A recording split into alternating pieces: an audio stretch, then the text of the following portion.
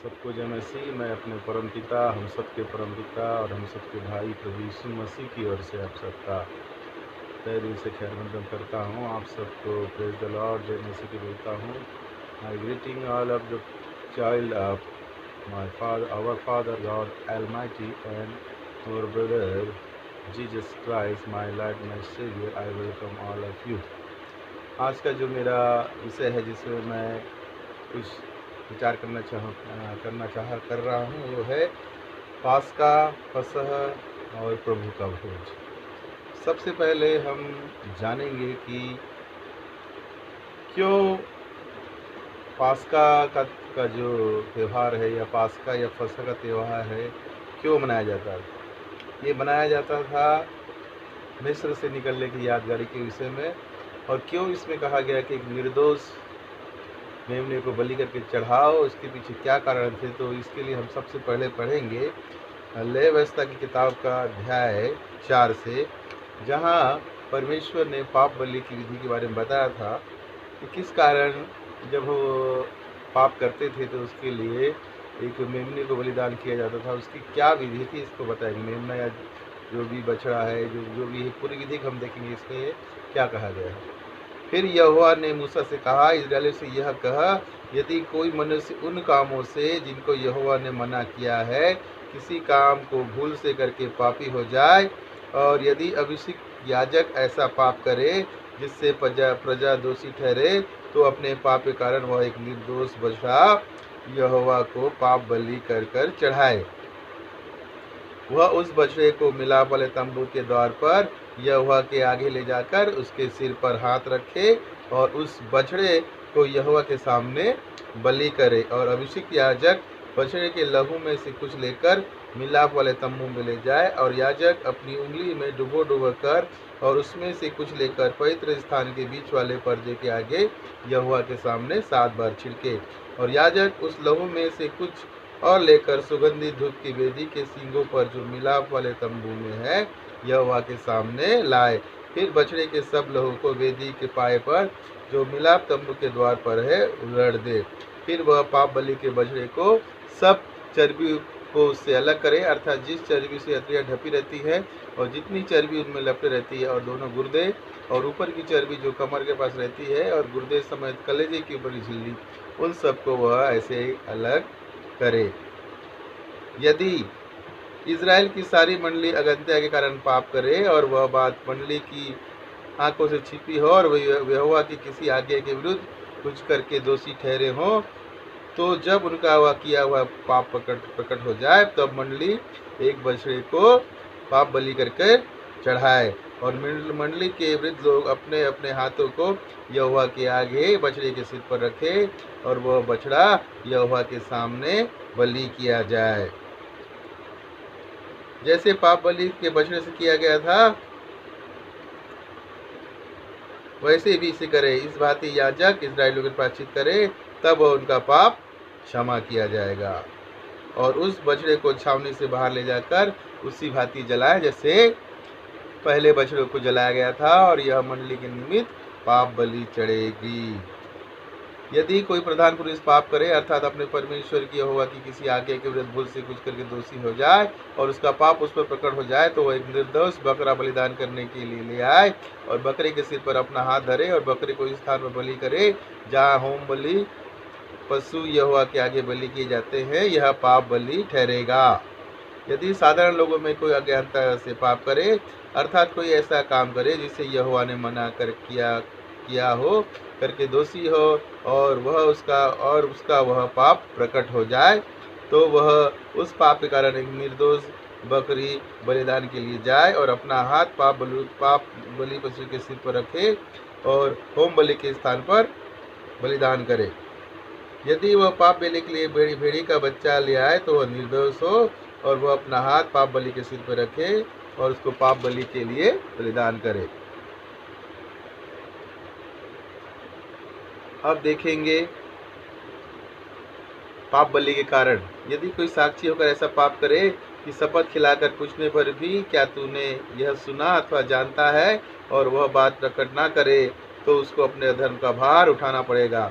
अथवा यदि कोई किसी अशुद्ध वस्तु को अज्ञानता से छू ले, तो चाहे वह अशुद्ध बलने पशु की हो, चाहे अशुद्ध घरेलू पशु की, चाहे अशुद्ध रेंगने वाले जीव जंतु की लोथ हो, तो वह अशुद्ध होकर दोषी ठहरेगा। अथवा यदि कोई मनुष्य किसी अशुद्ध वस्तु को अज्ञानता से छू ले, चाहे वह अशुद्ध वस्तु किसी भी प्रकार की क्यों न हो, जिससे लोग अशुद्ध हो जाते हैं, तो जब वह इस बात को जान लेगा तब वह दोषी ठहरेगा।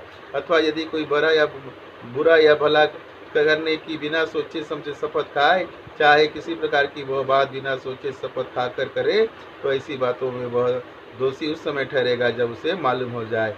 और जब वह इन बातों में से किसी बात में दोषी हो, तब जिस विषय में उसने पाप किया हो वह उसको मान ले, और वह यहोवा के सामने अपना दोष बलि ले आए। अर्थात पाप के कारण वह एक भेड़ या बकरी पाप बलि करने के लिए आए, तब याजक उस पाप के विषय में उसके लिए प्रायश्चित करे। पर यदि उसे भेड़ या बकरी देने की सामर्थ्य ना हो, तो अपने पाप के कारण 2 पंडुक या कबूतर के 2 बच्चे दोष बलि चढ़ाने के लिए यहोवा के पास ले आए। उनमें से तो एक पाप बलि के लिए और दूसरा होम बलि के लिए। वह उनको याजक के पास ले आए, और याजक पाप बलि को पहले चढ़ाए और उसका सिर गले से मरोड़ डाले, पर अलग ना करे। वह पाप बलि के लहू में से कुछ वेदी के बाजू पर छिड़के, और जो लहू शेष रहे वो वेदी के पास गिराया जाए, और वह पाप बलि ठहरेगा। तब दूसरे पक्षी को वह विधि के अनुसार होम बलि करे, और याजक उसके पाप का प्रायश्चित करे, तब वह क्षमा हो जाएगा। पर यदि वह 2 पंडुक या कबूतर के 2 बच्चे भी ना दे सके, तो वह अपने पाप के कारण अपना चढ़ावा एपा का 10वां भाग मैदा पाप बलि करके ले आए। उस पर न तो वह तेल डाले, न लोबान रखे, क्योंकि वह पाप बलि होगा। वह उसको याजक के पास ले आए, और याजक उसमें से अपनी मुट्ठी भर स्मरण दिलाने वाला भाग जानकर वेदी पर यहोवा के हवने के ऊपर जलाए, वह पाप बलि ठहरेगा। और इन बातों में से किसी बात के विषय में जो कोई पाप करे, याजक उसका प्रायश्चित करे, तब वह पाप क्षमा किया जाएगा, और इस पाप बलि का शेष अन्न बलि के शेष के समान याजक का ठहरेगा। व्यवस्था अध्याय 4 और 5 में पाप बलि के विषय में, हमारे पापों के विषय में बताया गया है कि अगर पाप, और ये समझिए कि पापों की क्षमा बिना लहू बहाए नहीं हो सकती। बिना लहू बहाए पापों की क्षमा नहीं हो सकती। परमेश्वर ने कहा कि अगर तुम बछड़ा दो, बछड़ा नहीं दे सकते तो भेड़ दो, भेड़ नहीं दे सकते तो बकरी दो, बकरी नहीं दे सकते तो कबूतर के 2 बच्चे हो, अगर कबूतर के 2 बच्चे भी नहीं दे सकते तो मैदा दो। मैदा परमेश्वर ने पूरी तरह से विस्तृत रूप से बताया कि कैसे करना है, और पाप विधि के कारण भी बताया। कोई झूठी शपथ खाए, कोई अशुद्ध वस्तु छीले, या कोई ऐसा पाप करे जिससे मालूम ना हो, और उसने इसके लिए याजक को ठहराया कि याजक उसको ले जाएगा, और जो व्यक्ति जिसने पाप किया हो उसके सिर पर हाथ रखेगा, और उसका पाप उस भेड़ बकरी या उस मैदे के ऊपर आ जाएगा। और उसको जब बलि करेंगे तो उसके लहू को वेदी के ऊपर छिड़कना है, और वेदी के ऊपर छिड़कना है, और जो विधि बताई उसके अनुसार करना है, तो हमारे पाप उस समय के लोगों के पाप क्षमा हो जाते हैं। तो ये है पाप बलि की विधि। परमेश्वर ने लेवी व्यवस्था अध्याय 4 और 5 को जब आप पढ़ेंगे तो अब उस व्यवस्था को समझेंगे। अब हम चलते हैं अपने मुख्य विषय में, पास्का फसह का पर्व पास ओवर कैसे चालू हुआ। हम जानते हैं कि जब मिस्र में इजरायलियों की चिल्लाहट परमेश्वर के पास पहुंची, तो परमेश्वर ने अपने दास मूसा को उन्हें छुड़ाने के लिए भेजा, और फिरौन के सामने कई प्रकार के चिन्ह और चमत्कार किए। लेकिन फिरौन का मन परमेश्वर ने इसलिए कड़ा कर दिया था कि अपनी शक्ति और सामर्थ्य पूरे विश्व को दिखाए। तो जब फिरौन परमेश्वर के लोगों को जाने नहीं दे रहा था, तब निर्गमन अध्याय 11 में पढ़ेंगे परमेश्वर ने क्या किया। फिर यहोवा ने मूसा से कहा, एक और विपत्ति में फिरौन और मिस्र देश पर डालता हूँ, उसके पश्चात वह तुम लोगों को वहां से जाने देगा, और वह जब जाने देगा तब तुम सबको निश्चय निकाल देगा। मेरी प्रजा को मेरी यह आज्ञा सुना, एक एक पुरुष अपने पड़ोसी और एक एक स्त्री अपनी अपनी पड़ोसी से सोने चांदी की गहने मांग ले। तब यहोवा ने मिस्रियों को अपनी प्रजा पर दयालु किया। इसके अतिरिक्त वह पुरुष मूसा मिस्र देश में फिरौन के कर्मचारी और साधारण लोगों की दृष्टि में अति महान था। जब परमेश्वर की कृपा हमारी होती है तो दुश्मन भी हमसे डरते हैं और हमारा पक्ष लेते हैं, और लोग क्या, सब लोग जान जाते हैं कि ये प्रभु का बेटा बेटी है और इज्जत और मान सम्मान करते हैं। फिर मूसा ने कहा, यहोवा इस प्रकार कहता है, आधी रात के लगभग मैं देश के बीच में होकर चलूंगा, तब मैं मिस्र में सिंहासन पर विराजने वाले फिरौन से लेकर चक्की पीसने वाली दासी के पहलटों वरना पशुओं तक के सब पहलटे मारे जाएंगे, और सारे मिस्र देश में बड़ा हाहाकार मचेगा, यहाँ तक कि उसके समान ना तो कभी हुआ और ना होगा। परमेश्वर ने कहा, इस मिस्र के सिंहासन में रहने वाले राजा से लेकर एक दासी तक के सारे पहलौठे मतलब पहली संतान को मार डालेगा। पर इस्राएलियों के विरुद्ध क्या मनुष्य क्या पशु किसी पर भी कोई कुत्ता ना भौंकेगा, जिससे तुम जान लो कि मैं मिस्रियों और इस्राएलियों में यहोवा अंतर करता हूँ। लेकिन मेरे लोगों के विरुद्ध एक कुत्ता तक भी नहीं भोगेगा, एक कुत्ता तक भी नहीं भोगेगा। ये वचन मुझे बहुत अच्छा लगता है। परमेश्वर ने कहा एक कुत्ता तक नहीं भोगेगा, और तुम जान लोगे कि मिस्री और इस्राएलियों में यहोवा परमेश्वर हमारा पिता परमेश्वर अंतर करता है। तब तेरे ये सब कर्मचारी मेरे पास आकर मुझसे दंडवत करके यह कहेंगे, अपने सब अनुचरों समेत निकल जा, और उसके पश्चात मैं निकल जाऊंगा। यह कहकर मूसा बड़े क्रोध में फिर उनके पास से निकल गया। ये सब बातें यहोवा परमेश्वर ने मूसा से कही और मूसा ने फिरौन से कही। यहोवा ने मूसा से कह दिया था, फिरौन तुम्हारी न सुनेगा, क्योंकि मेरी इच्छा है कि मिस्र देश में बहुत से चमत्कार करूं। मूसा और हारून ने फिर उनके सामने ये सब चमत्कार किए, पर यहोवा ने फिर उनका मन और कठोर कर दिया, इसलिए उसने इस्राएलियों को अपने देश से जाने नहीं दिया। देखिए, परमेश्वर है जो राजाओं का मन है, किसी मनुष्य के मन को कठोर और सरल कर सकता है। और यहोवा ने क्या, परमेश्वर ने क्या कहा, मैं इसलिए नहीं मानेगा कि उसमें बहुत से चमत्कार, क्योंकि मिस्र उस समय के देशों में सबसे महान देश था, और उसकी नजर और लोगों की नजरें वहाँ की घटनाओं पे लगे रहती थी। जैसे आज अमेरिका है, अमेरिका में कुछ भी होता है तो पूरे विश्व में हलचल होती है, वैसी वो मिस्र था। और मिस्र का पुराने इतिहास में बहुत जबरदस्त रोल है, और सभ्यता और संस्कृति में मिस्र का रोल है। और मिस्र में जो भी कुछ होता था उसको लोग नजर में रखते थे। अब देखिए, फसह का पर्व, पहलौठों की मृत्यु की चेतावनी परमेश्वर ने दे दी और कहा कि मैं मिस्री और इस्राएली में अंतर करूंगा। तो उन्होंने क्या कहा, अब देखेंगे अध्याय 12, निर्गमन अध्याय 12 में। यहाँ पूरी विस्तृत जानकारी कि फसह का पर्व जो हमारा मुख्य विषय है कैसे आया। फिर यहोवा ने मिस्र देश में मूसा और हारून से कहा, यह महीना तुम लोगों के लिए आराम का ठहरे, अर्थात वर्ष का पहला महीना यही ठहरे। परमेश्वर ने कहा कि ये जो फसह का त्यौहार मनाओगे यही तुम्हारे लिए पहला महीना ठहरे।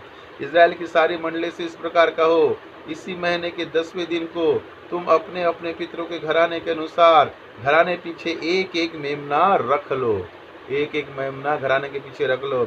और यदि किसी घराने में एक मेमने के खाने के लिए मनुष्य कम हो, तो अपने सबसे निकट रहने वाले पड़ोसी के साथ प्राणियों की गिनती के अनुसार एक मेमना रख ले। अगर किसी घर में लोग कम हो और मेमना रखने की जरूरत नहीं है, वो दूसरे के साथ भागी हो सकता है। और तुम हर एक के खाने के अनुसार मेमने का हिसाब रखना, हर एक किसी को कमी नहीं होना चाहिए, मेमने का हिसाब रखना। तुम्हारा मेमना निर्दोष और 1 वर्ष का नर हो, और उसे चाहे भेड़ों में से लेना चाहे बकरियों में से लेना। निर्दोष होना चाहिए, 1 वर्ष का होना चाहिए, चाहे भेड़ों से ले या बकरियों से। और इस महीने के 14वें दिन तक उसे रख छोड़ना, पहला महीना के 14 दिन तक उसे रख छोड़ना। और उस दिन गोधूली के समय इजराइल की सारी मंडली के लोग उसे बलि करें। गोधूली का समय मतलब संध्या, ऐसा समय जिस समय न शाम होता है, न दिन होता है, न दोपहर होती है, न सुबह, उसे बोलते हैं गोधूली का समय। ये समय मैं समझता हूँ कि होता है 5 से 5:30 बजे के बीच का समय। तब वे उस लहू में से कुछ लेकर जिन घरों में मेमने खा जाएंगे उनके द्वार के कोने के द्वार के दोनों अंगलों और चौखट के सिरों पर लगाएं। तब वे उसके लहू में से कुछ लेकर जिन घरों में मेमने को खाएंगे उनके द्वार के दोनों अंगलों और चौखटों के सिर पर लगाए। देखिए, यहीं से हमारा आ रहा है प्रभु भोज के बारे में जानकारी। और बिना लहू बहाए पापों की क्षमा नहीं है। और उसके मांस को उसी रात आग में भूंजकर अख़मीरी रोटी और कड़वे साग पात के साथ खाएं। मांस को और रात को भूंजकर अख़मीरी रोटी और कड़वे साग पात के साथ खाना है। और उसको सिर, पैर और अतरी समेत आग में भूंजकर खाना। कच्चा या जल में कुछ भी पका कर न खाना, और उसमें से कुछ भी सवेरे तक न रहने देना। यदि कुछ सवेरे तक रह भी जाए तो उसे आग में जला देना। और उसके खाने की यह विधि है, कमर बांधे, पाँव में जूती पहने और हाथ में लाठी हुए उसी फुर्ती से खाना, तो वह यहोवा का पर्व होगा। कमर बांधे, पाँव में जूती पहने, हाथ में लाठी लिए फुर्ती से खाना, तो वह यहोवा का पर्व होगा। देखिए विधि भी बताइए कैसे खाना है।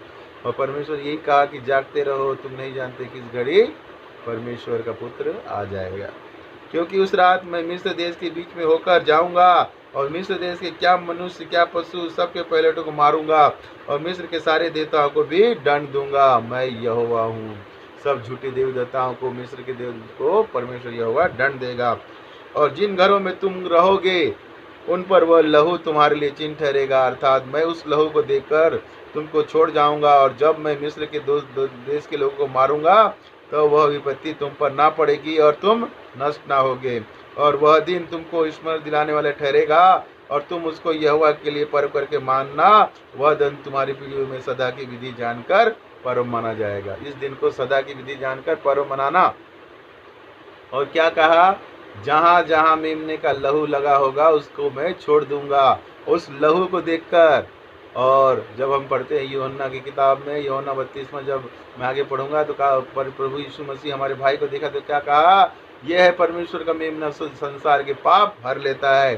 प्रभु यीशु मसीह के लहू को देखकर, हमारे भाई के लहू को देखकर परमेश्वर हमारा पिता हमारे पापों को भूल जाता है। एक बार फिर पढ़ूंगा 12वां का निर्गमन अध्याय 12वां का 13वां वचन, और जिन घरों में तुम रहोगे उन पर वह लहू तुम्हारे लिए चिन्ह ठहरेगा, अर्थात मैं उस लहू को देखकर तुमको छोड़ जाऊंगा, अर्थात मैं उस लहू को देखकर तुमको छोड़ जाऊंगा। और जब मैं मिस्र के देश के लोगों को मारूंगा तब वह विपत्ति तुम पर ना पड़ेगी और तुम नष्ट ना होंगे। और इसको स्मरण करके त्योहार बनाना। ये है फसह का पर्व की स्थापना, पास्का और ये प्रभु भोज की स्थापना का वर्णन। आगे आप पढ़ेंगे, पूरा 12वां अध्याय पढ़ेंगे तो कैसे उन्होंने बनाया और क्या किया, इसको पढ़ेंगे। अब हम देखते हैं अध्याय 13 का पहला वचन कि पहिलौठों का अर्पण। फिर यहोवा ने मूसा से कहा, क्या मनुष्य के, क्या पशु के और इस्राएलियों में जितने अपनी माँ के जेठे हो उन्हें मेरे लिए पवित्र मानना, वह मेरा ही है।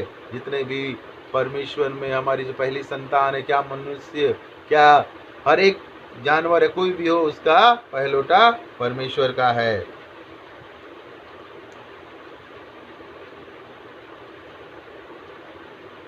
और देखिए पहिलौठों को छुड़ाने के लिए परमेश्वर ने क्या बताया।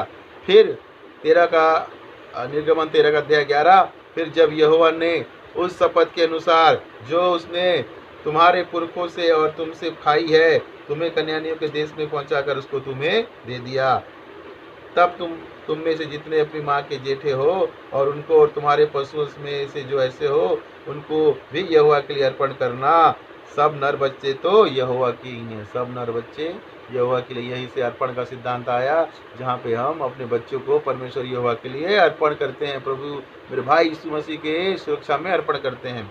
और गधी के हर एक पहिलौठों के बदले मेमना देकर उसे छुड़ाना, और यदि तुम उसे छुड़ाना ना चाहो तो उसको गला तोड़ देना, पर अपने सब पहिलौठे पुत्रों को बदला देकर छुड़ा लेना, सब पहिलौठे पुत्रों को बदला लेकर छुड़ा लेना।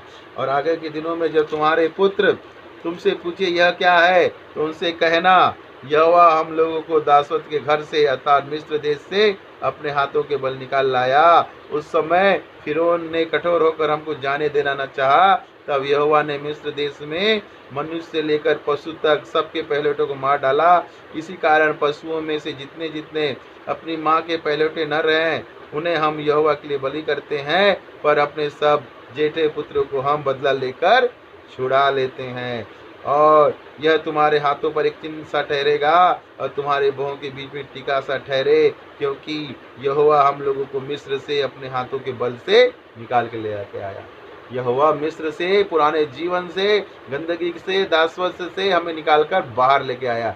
आज भी अपने लतों से, अपने पापों में छुड़े मर रहे हैं और चिल्ला रहे हैं, तो पर प्रभु पवित्र पिता परमेश्वर और मेरा भाई यीशु उन लोगों को पुराने जीवन की गंदगी से बाहर निकालता है। और यही हमारा चिन्ह है, यही हमारे माथे का चिन्ह है, प्रभु यीशु मसीह का लहू और रक्त और उसका निशान हमारा चिन्ह है। और हमें अपने लोगों को बताना है, अपने बच्चों को बताना है कि यह तुम्हारे हाथों के बीच एक चिन्ह सा होगा और तुम्हारी भौं के बीच टीका सा ठहरे, क्योंकि यहोवा हम लोगों को मिस्र से अपने हाथों के बल से निकाल कर ले आए।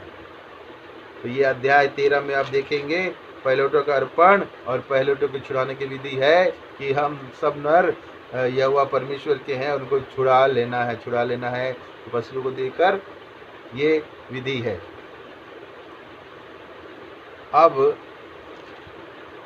अब हम देखेंगे यूहन्ना अध्याय 1 पद संख्या 29।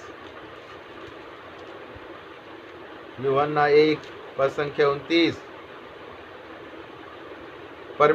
दूसरे दिन उसने यीशु को अपनी ओर आते देखकर कहा, देखो यह परमेश्वर का मेमना है जो जगत के पाप उठा लेता है। यही वो है जिसके विषय में मैंने कहा था, एक पुरुष मेरे पीछे आता है जो मुझसे श्रेष्ठ है, क्योंकि वह मुझसे पहले था और मैं तो उसे पहचानता न था, परंतु इसलिए मैं जल से बपतिस्मा देता हुआ आया कि वह इज़राइल पर प्रकट हो जाए। और यूहन्ना ने यह गवाही दी, मैंने आत्मा को कबूतर के समान आकाश से उतरते देखा और वह उस पर ठहर गया। मैं तो उसे पहचानता नहीं था, परंतु जिसने मुझे जल से बपतिस्मा देने को भेजा उसी ने मुझसे कहा, जिस पर तू आत्मा को उतरते और ठहरते देखे वही एक पवित्र आत्मा से बपतिस्मा देने वाला है। और मैंने देखा और गवाही दी कि यही परमेश्वर का पुत्र है। यूहन्ना बपतिस्मा को यहोवा परमेश्वर ने भेजा था और कहा, जिसके ऊपर तू कबूतर को के रूप में आत्मा को उतरते देखे वही मेरा प्रिय पुत्र है और वह है हमारा भाई प्रभु यीशु मसीह। और वही वो मेमना है जो हमारे पापों के लिए बलि का चढ़ाया गया,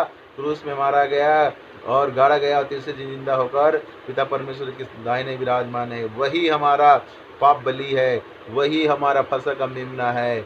और अब कोई बलि नहीं, कोई बलि नहीं, सिर्फ उस पर विश्वास कि प्रभु यीशु मसीह कुंवारी मरियम से जन्मा, हमारे पापों के लिए मारा गड़ा गया और तीसरे दिन जिंदा हो उठा और पिता परमेश्वर के दाएं विराजमान है और न्याय के दिन आएगा और हम सबको बचा के ले जाएगा राज में, जो आत्मा और सच्चाई से खरे मन में चलते हैं उन लोगों को। ये है फसह और पास्का पर्व और प्रभु भोज की शुरुआत। और क्यों किया जाता है? पापों की बलि बिना लहू के बहाए नहीं हो सकती और वो लहू हमारे लिए प्रभु यीशु मसीह ने बहा दिया। अब मैं इसमें कुछ विधियों को देखूंगा जो प्रभु भोज की भी विधि है और फसह के लिए क्या प्रभु कहते हैं हम देखेंगे। मरकुस अध्याय 14 पद संख्या 12। अख़मीरी रोटी के पर्व के पहले दिन जिसमें वे फसह का बलिदान करते थे, उसके चेलों ने उससे पूछा, तू क्या चाहता है कि हम जाकर तेरे लिए फसह की खाने की तैयारी कहाँ करें? प्रभु यीशु मसीह भी यहूदी था और फसह के त्यौहार को मनाता था। अख़मीरी रोटी बिना खमीर मिलाए रोटी का पर्व मनाते थे वो, और इसी के लिए वो यरूशलेम गया हुआ था। और उसके चेलों ने पूछा, फसह की तैयारी कैसे करें? उसने अपने 2 चेलों में को यह कहकर भेजा, नगर में जाओ, एक मनुष्य जल का घड़ा उठाए हुए वो तुम्हें मिलेगा, उसके पीछे हो लेना, और वह जिस घर में जाए उस घर के स्वामी से कहना, गुरु कहता है, मेरी पाहुनशाला जिसमें मैं अपने चेलों के साथ फसह खाऊं कहाँ है? वह तुम्हें एक सजी और तैयार की हुई बड़ी अटारी दिखा देगा, वहाँ हमारे लिए तैयारी करो। तो परमेश्वर कहा कि शहर में जाना, एक मनुष्य जल का घड़ा लिए दिखेगा, उसके पीछे पीछे जाना और उसके घर के मालिक को कहना कि मेरे लिए अतिथिशाला कहाँ है जहाँ मैं फसह खाऊं। चेले निकल कर नगर में आए और जैसा उसने कहा था वैसा ही पाया और फसह तैयार किया। जब सांझ हुई तो वह 12 के साथ आया। जब वह बैठकर भोजन कर रहे थे तो यीशु ने कहा, मैं तुमसे सच कहता हूँ कि तुम में से एक जो मेरे साथ भोजन कर रहा है मुझे पकड़वाएगा। उन पर उदासी छा गई और एक एक करके उससे कहने लगे, क्या वह मैं हूँ? उसने कहा, वह 12 में से एक है जो मेरे साथ थाली में हाथ डालता है, क्योंकि मनुष्य का पुत्र जैसा उसके विषय में लिखा है जाता ही है, परंतु उस मनुष्य पर हाय जिसके द्वारा मनुष्य का पुत्र पकड़ा जाता है। यदि उस मनुष्य का जन्म ही नहीं होता तो उसके लिए भला होता। इसके फसह के त्यौहार के समय प्रभु यीशु मसीह ने अपनी मृत्यु के बारे में भविष्यवाणी कर दी कि मेरी मृत्यु कैसे होगी और मेरे साथ क्या क्या होगा।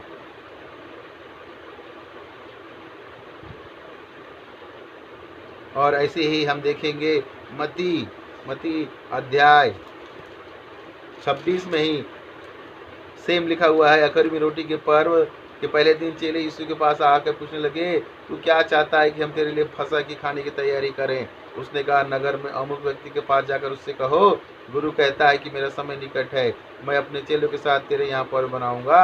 अतः चेलों ने यीशु की आज्ञा मानी और फसह तैयार किया। और फिर वही बात है जो प्रभु यीशु मसीह ने कहा। और 25वां अध्याय में तब उसके पकड़ने वाले यूदा ने कहा, हे रब्बी, क्या वह मैं हूँ? उसने कहा, तू कह चुका है। और इसी के बाद प्रभु ने प्रभु भोज की स्थापना की। फसह और प्रभु भोज अलग है। कुछ लोग इसमें बड़ा घालमेल करते हैं। फसह का त्यौहार है, फसह वो त्यौहार है जिसमें यहूदी लोग अपने पापों के लिए पाप बलि के रूप में मेमना चढ़ाते थे अपने घराने के पीछे, और जो विधि मैंने बताई उस विधि के अनुसार करते थे।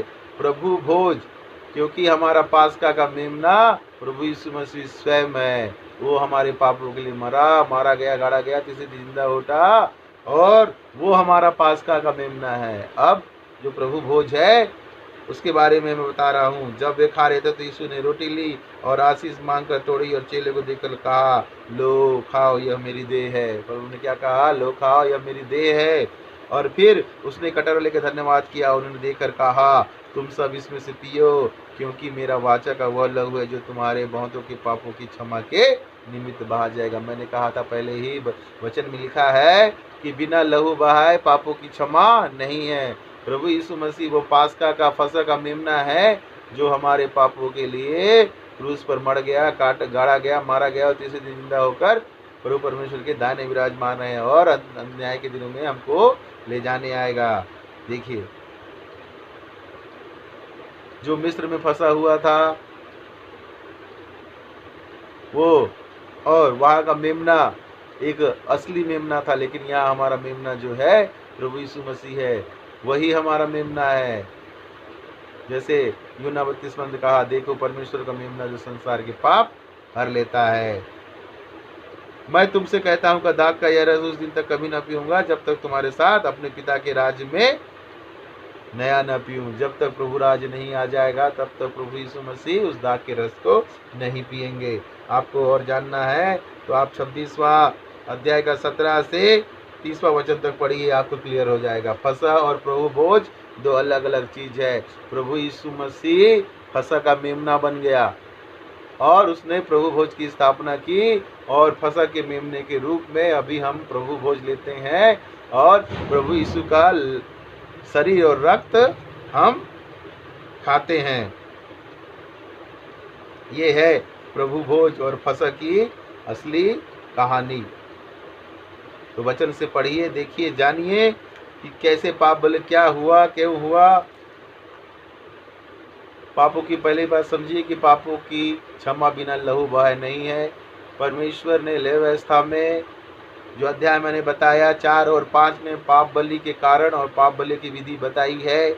उसके बाद निर्गमन अध्याय 1 से 9 में हम देखेंगे कि परमेश्वर ने पहलुटों की मृत्यु की चुनौती दी, और निर्गमन अध्याय 12 1 से 19 और 29 43 में फसह के पर्व और विधि के बारे में बताएंगे। पूरा विस्तृत रूप से पढ़ा हुआ दिया हुआ है। निर्गमन अध्याय 13 1 से 16 में पहलुटों के अर्पण के बारे में कहा गया है, और यूहन्ना 1 से 29 और 34 को पूरा पढ़ेंगे तो प्रभु यीशु मसीह हमारा फसह का मेमना है जो हमारे लिए बलिदान किया गया।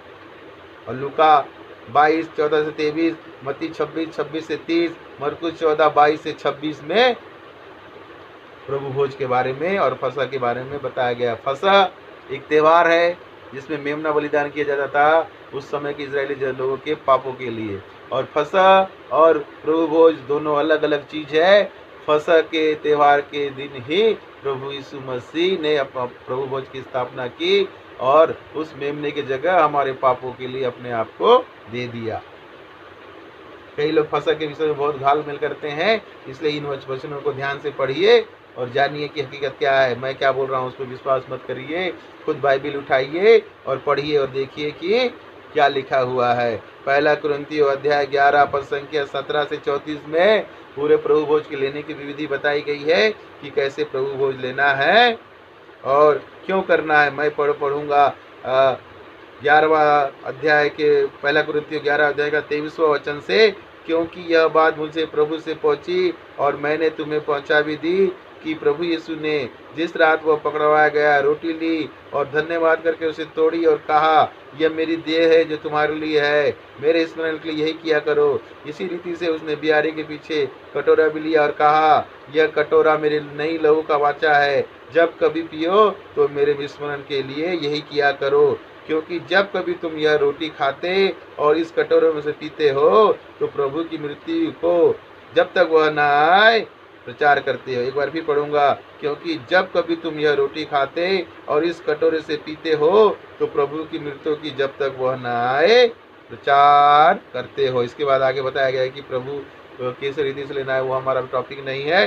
मेन विषय ये है कि फसह के दिन, फसह के पर्व के दिन प्रभु यीशु मसीह ने मेमने के रूप में अपने आप को दे दिया और हमारे पापों के लिए मर गया, मारा गया, गाड़ा गया, तीसरे दिन जिंदा हो उठा। और प्रभु भोज हमें इस बात का स्मरण दिलाता है कि प्रभु की मृत्यु हमारे कारण हुई है और जिंदा हो गया है, लेकिन हम उसकी मृत्यु का प्रचार करते हैं प्रभु भोज लेके कि फसह के दिन प्रभु भोज के रूप की स्थापना हुई और उसमें हमारे लिए एक मेमना मारा गया और वो मेमना है प्रभु यीशु मसीह, हमारा भाई, जिसने हमारे पापों के लिए अपना बलिदान दे दिया।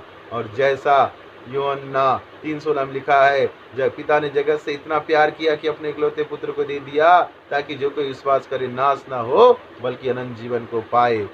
तो ये है फसह, पास्का, प्रभु भोज की बारे में बातें। फसह एक त्यौहार है और पास्का भी एक त्यौहार है जो प्रभु ने मिस्र में निकलने से पहले लोग उसके इजराइल की जनता को करने के लिए मूसा को बताया था।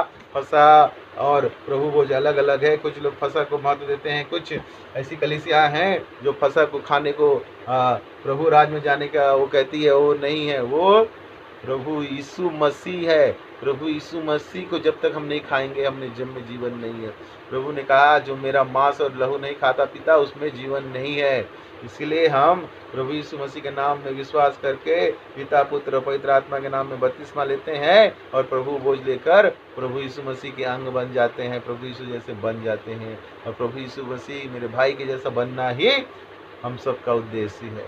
तो इन वचनों को आप पढ़िए, सुनिए, बाइबल से समझिए। फसह एक पर्व है जिसमें एक मेमना पापों के प्रायश्चित के लिए चढ़ाया जाता था और प्रभु यीशु मसीह ने उस मेमने का स्थान लिया और बलिदान हो गया। उस मेमने को जो हम प्रभु भोज में खाते हैं, प्रभु भोज की स्थापना की, वही प्रभु यीशु मसीह है और वही हमारे पापों को बचा सकता है। और यही सुसमाचार है। प्रभु यीशु मसीह ने कहा, परमेश्वर मन फिरा और पश्चाताप करो, परमेश्वर का राज निकट है। और उस सुसमाचार में विश्वास करो। सुसमाचार ये है कि प्रभु यीशु मसीह हमारे पापों से, चाहे कितने भी गंदे पाप हो, घृणित पाप हो, हमें क्षमा प्रदान करता है और हमें अपना भाई बहन और पिता परमेश्वर के संतान बना देता है। तो आप अपने पापों से मुक्ति पाइए और प्रभु यीशु मसीह में बड़े आनंद का जीवन जिए, क्योंकि प्रभु यीशु मसीह इसलिए आया कि हम सब बहुतायत का जीवन दे। बहुतायत का जीवन देने आया है और मसीह जीवन बहुतायत का जीवन है। कमी घटी का नहीं, निराशा का नहीं, डिप्रेशन का नहीं, हारा हुआ नहीं, जयवंत जीवन है। क्योंकि प्रभु यीशु मसीह हमें जयवंत से बढ़कर बनाता है। प्रभु यीशु मसीह जो सामर्थ्य हमें देता है उसमें हम सब कुछ कर सकते हैं। अभी परिस्थिति में कोरोना आ जाए, महामारी आ जाए, लेकिन प्रभु यीशु मसीह हमारा रखवाला है, वो हमें बचा के रखेगा। लेकिन उन लोगों को जो आत्मा और सच्चाई से, खरे हृदय से उसके साथ उसकी आज्ञा को मानते हैं और उस पर चलते हैं। तो मैंने आपको बताया कि फसह एक त्यौहार है जिसमें पापों की क्षमा के लिए एक मेमना चढ़ाया जाता था और इसी पर्व के दिन प्रभु मेमने के रूप में प्रभु यीशु मसीह बलिदान हो गया और प्रभु भोज की स्थापना की। और जो प्रभु भोज लेता है वो सच्चाई और खरे मन से ले और इसी प्रभु भोज को खाकर हम प्रभु यीशु मसीह के शरीर और अंग बन जाते हैं। और प्रभु यीशु मसीह के लहू को देखकर परमपिता हमारा पिता हमारे पापों अधर्म को क्षमा करता है। जैसे मिस्र में उसने जो चौखटों में लगा था लहू, उसको देखकर मिस्रियों में को छोड़ दिया, मिस्री और इजराइल में अंतर किया, मिस्रियों के सारे पहलौठे मारे गए और इजरायली बच गए। वैसे ही आज पूरे विश्व में हम मेरे भाई और बहन जो प्रभु यीशु मसीह को अपना भाई और मानते हैं और परमपिता को अपना पिता और उसकी आज्ञा में चलते हैं, उसके लहू से शुद्ध होकर शुद्ध और पवित्र किए गए हैं, वो बचाए जाएंगे। चाहे कोरोना आए, कोरोना से भयंकर बीमारी आए, वो बच जाएंगे, क्योंकि प्रभु मेरा पिता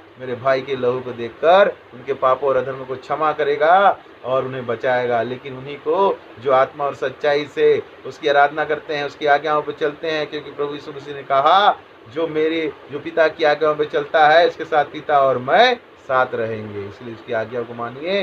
उसकी आज्ञा सरल है, उसकी दो आज्ञा है, अपने परमेश्वर से सारे तन मन धन से प्यार करो और अपने पड़ोसी से प्यार करो, अपने समान प्यार करो। यह आज्ञा आप मानेंगे, आपके जीवन में पाप नहीं आएगा और आप प्रभु यीशु मसीह विश्वास करके पाप से बच जाएंगे, आपके पाप क्षमा हो जाएंगे।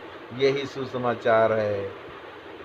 तो हम सब इस वीडियो को ख़त्म करने से पहले हम सब प्रभु से अपने सच्चे मन से अंगीकार करें और आप सब मेरे पीछे बोलिए, प्रभु यीशु मसीह, मैंने मन वचन और कर्म से और अपना कर्तव्य पूरा न करने से बार बार पाप किया है। मैं अपने पापों से पछताता हूँ।